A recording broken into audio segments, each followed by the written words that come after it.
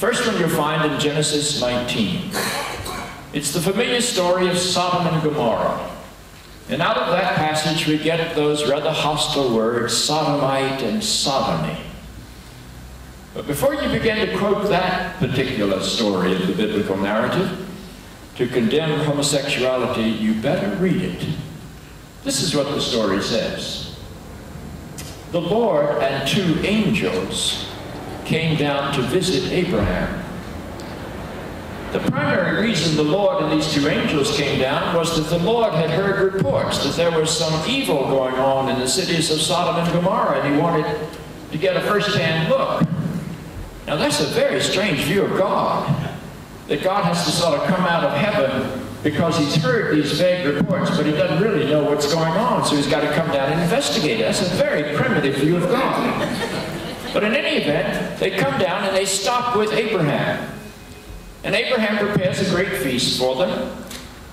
And these two angelic people and the Lord inform Abraham that his wife Sarah is going to have a baby. And that's thought to be rather wondrous, because the biblical text says, quote, "It was past the time of women for Sarah." Rather interesting way to talk about the post-menopausal phenomenon.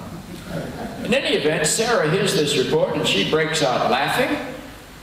She's listening in behind the tent, behind the door of the tent, and she breaks out laughing, and she has to be convinced. And a year later, Sarah gives birth to Isaac, the child of promise. But then these two angels and the Lord decide that they need to take Abraham into their confidence and tell him exactly what is going to happen. Because, the text says, Abraham is going to be the father of a great nation, and so God has to treat him sort of as a very important person. And so they begin to talk about the destruction that's going to befall the city of Sodom. Now, Abraham has a nephew named Lot living in that city, according to this narrative, and so Abraham becomes apprehensive about his nephew. And so Abraham says to God, "Now, God, you really are a righteous God, aren't you? Suppose you find 50 righteous people in Sodom. Would you really destroy the city, even if you knew you had to destroy those 50 righteous people?" And God considers that, according to the story. And God says, no, that wouldn't be godlike.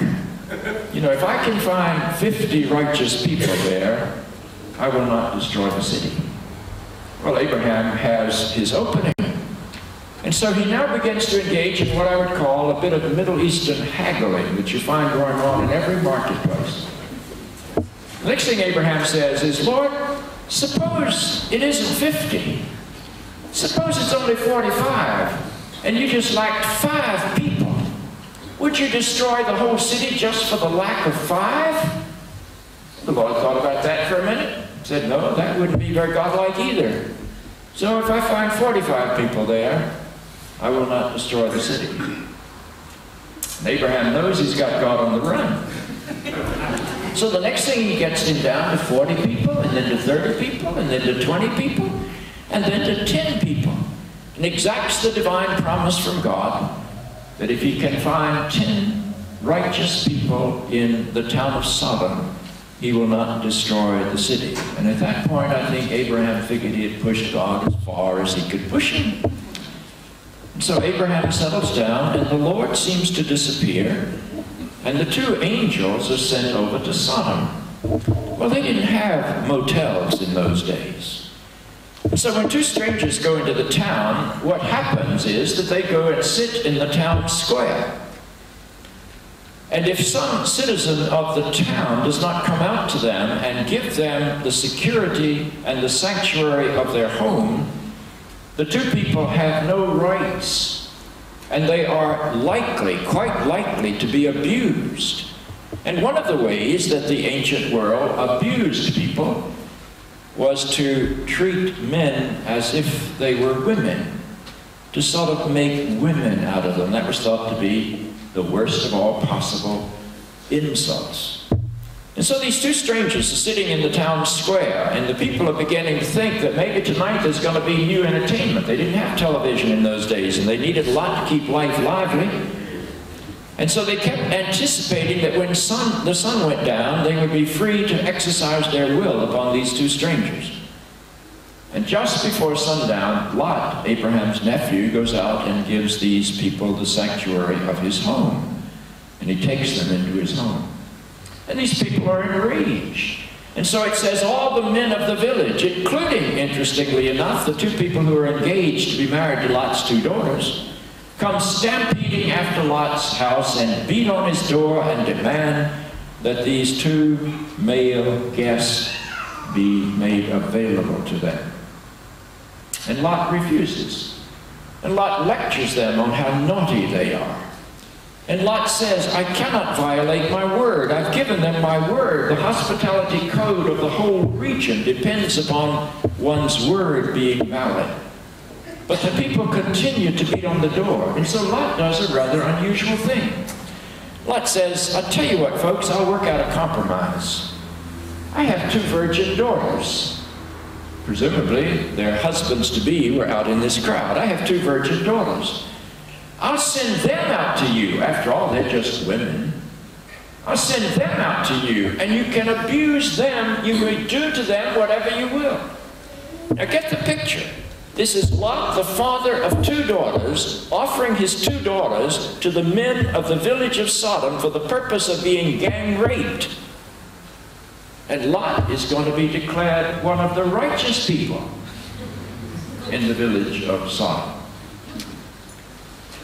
That's rather fascinating. Is that the kind of story you want to read to condemn homosexual people? It's okay to offer your daughters for gang rape, but homosexuality is somehow wrong. There's a bit of a disconnect there. Well, at this point, the two angels begin to act like angels, and so they zap the crowd and make them temporarily blind. You know, angels can do rather remarkable things. And so these people are out there now, sort of blind, and they're groping around. They don't know what to do, and the crowd finally dissipates. And then the angel suggests to Lot and his two daughters and his wife, who appear to be the only righteous people they can find in the town, the angels say to them, it's time for you all to escape. And the angel warns them not to look back. But Lot's wife is an inquisitive type, and so she looks back. And the story says she was turned into a pillar of salt. What a funny story. Do you think that really happened? Do you think God turned this woman into a pillar of salt? Surely there must be another way to read that story besides literally. But anyway, Lot's wife disappears from the story, and that leaves the righteous people to be Lot and his two virgin daughters. And they think that they'll first go to the city of Zoar. And then they begin to realize that they will be strangers in Zoar, and they'd be subject to the same sort of abuse that they were that was about to be given to the two angelic visitors. And so they decide they don't want to go to the city of Zoar. It's too dangerous. And so they flee off up into the mountains.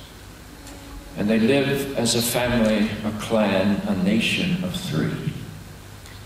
Now that's where most people stop reading the story, but you need to read it a little further. When they get up into the mountains, the two daughters of Lot begin to mourn their fate. They no longer have a family or a clan. They no longer have husbands. And in that period of time, the only purpose of a woman was to have children, to keep the race going. That's the way the patriarchal society defined women. And so these two women say, the only man left in our world is our father Lot. How are we going to have a baby? How are we going to be what women are supposed to be? And they hit upon a plan. The plan is they'll get Lot as drunk as they can, and then they will go in and seduce their own father in an incestuous relationship and get themselves pregnant. It's all in the book. It's all in the Bible. It's not a text people preach on very often. But it's in the book. The first night, the oldest daughter goes in and lies with her drunken father and gets herself pregnant. And the second night, the younger daughter goes in and gets the father pregnant and lies with him and gets herself pregnant.